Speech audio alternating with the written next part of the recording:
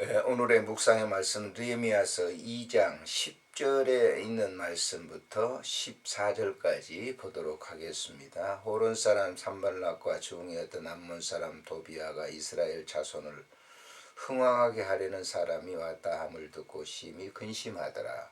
내가 예루살렘에 이르러 머무른 지 사흘 만에 내 하나님께서 예루살렘을 위해 무엇을 할 것인지 내 마음에 주신 것을 내가 아무에게도 말하지 아니하고 밤에 일어나 몇몇 사람과 함께 나갈새 내가 탄 짐승 외에는 다른 짐승이 없더라.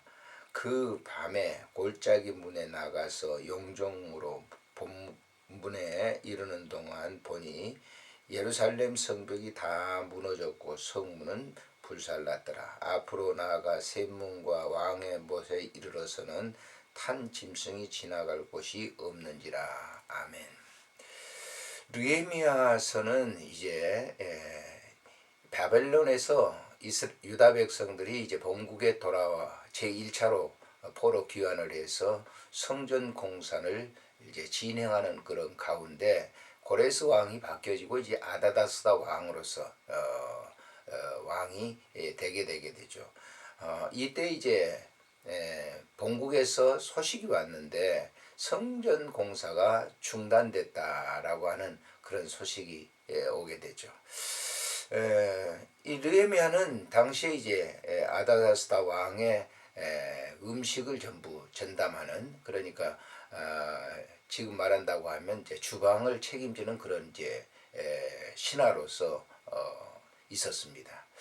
근데 본국에서 온 소식이 이제 성전 중단 때문에 성전이 중단됐다고 하는 그런 소식 때문에 심히 근심을 했는데, 그는 이제 올해 하나님께 기도하면서 이 왕에게 자기 그 본국에 돌아가야 되겠다고 하는 그런 얘기를 하게 되죠. 왕은 이제 조서를 내려서 본국에 돌아가도록 합니다. 예루살렘으로 돌아왔던 이 느헤미야는 당시의 상황을 보기 위해서 밤에 시차를 이렇게 나가게 됩니다. 여기 보면 11절에 내가 예루살렘에 이르러 머무른 지 사흘 만에 내 하나님께서 예루살렘을 위해서 무엇을 할 것인지 내 마음에 주신 것을 내가 아무에게도 말하지 아니하고 밤에 일어나 몇몇 사람과 나갈새 그랬습니다. 사실 이 느헤미야도 예루살렘에 도착해서 무엇을 먼저 해야 될 것인지, 어떤 정황인지 그것을 알기 위해서 먼저 이렇게 밤에 몰래 시차를 나가게 된 것이죠. 당시에 이제 시차를 나가서 보니까 예루살렘 성전은 황폐화됐고 사람이 다니지 않는 그런 이제 곳이 되었습니다. 그것은 당시에 이제 도비아와 산발랏이라고 하는 사람이 주동을 해가지고 성전 공사를 방해했기 때문에 그렇습니다.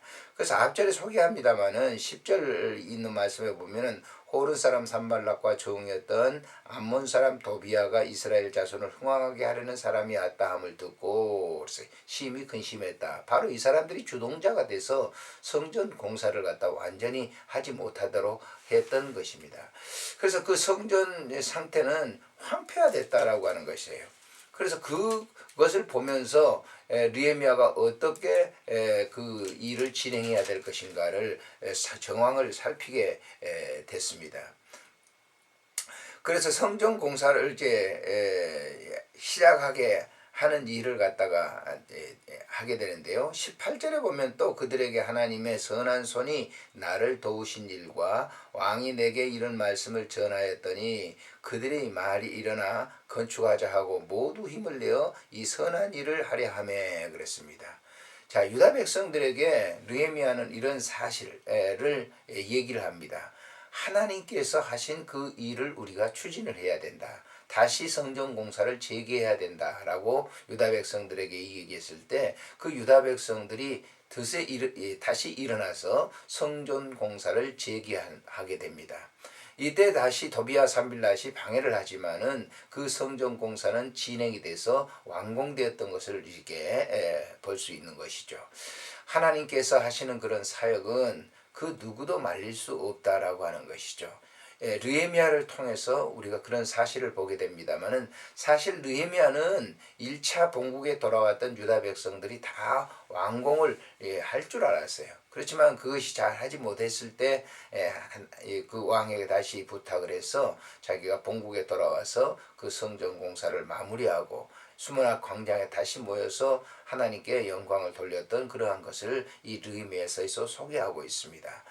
하나님의 사역에 방해하는 것은 그 어떤 일도 그 누구도 방해할 수 없다고 하는 것을 이렇게 보여주게 되는 것이죠. 오늘도 우리가 주의 아름다운 나라의 사역을 행하는 그런 그 사람들입니다. 이때 우리가 세상의 사람들은 이러한 일을 갖다가 이렇게 하도록 방관하지 않습니다. 어떻게든지 하지 못하도록 하는 일은 지금도 계속되고 있다고 하는 것이죠. 그렇지만 우리가 거기에 막힌 거대에 우리가 주체하거나 주저해서는 안 됩니다. 하나님께 묻고 하나님께서 어떻게 그 일을 하실 것인가를 우리가 듣고 그 일을 그대로 진행하는 것. 이것이 하나님의 원대한 그 아름다운 그 구속의 사역을 이루는 한 부분의 쓰임을 받는다라고 하는 것을 영적으로 이 말씀에서 교훈을 얻게 되는 것이죠.